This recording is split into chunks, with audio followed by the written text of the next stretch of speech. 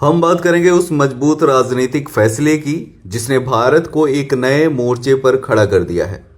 जब यूएस ने लगाए 50% टैरिफ तो प्रधानमंत्री मोदी ने दिया जवाब, इंडिया रेडी फॉर इट।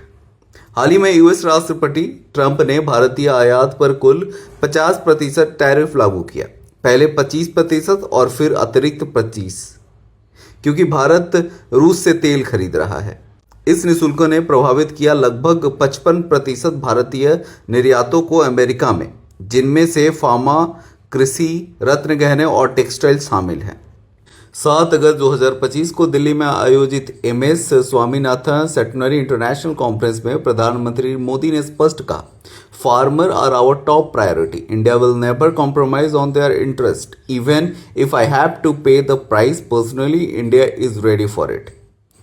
उन्होंने आगे और जोर दिया कि देश किसी भी तरह के ट्रेड प्रेशर में कृषि, मछुआरा समुदाय और डेयरी सेक्टर को कुर्बान नहीं करेगा।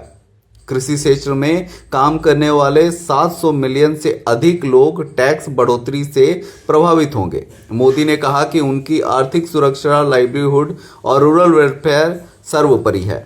मौजूदा स्थिति में वोकल फॉर लोकल और आत्मनिर्भर भारत का संदेश और भी मजबूत हो गया है।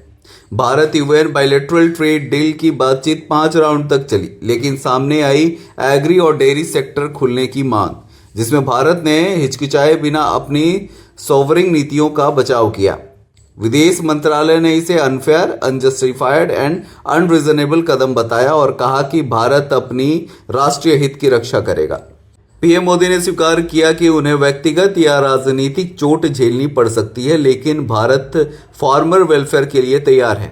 उन्होंने कहा कि यह किसानों, मछुआरों और डेयरी उद्योग वालों के लिए स्टैंड लेने का समय है, चाहे ग्लोबल जुड़ाव कितना भी मजबूत क्यों ना हो। वहीं ट्रेड एनालिस्ट का अनुमान है कि जीडीपी का प्रभाव 0.2% तक सीमित रह सकता है, लेकिन एक्सपोर्ट सेक्टर को दबाव झेलना पड़ेगा। इंडिया अब नए पार्टनरशिप जैसे कि चीन दौरा, बैरिक सहयोग और एनर्जी डाइवर्सिफिकेशन पर जोर दे रहा है।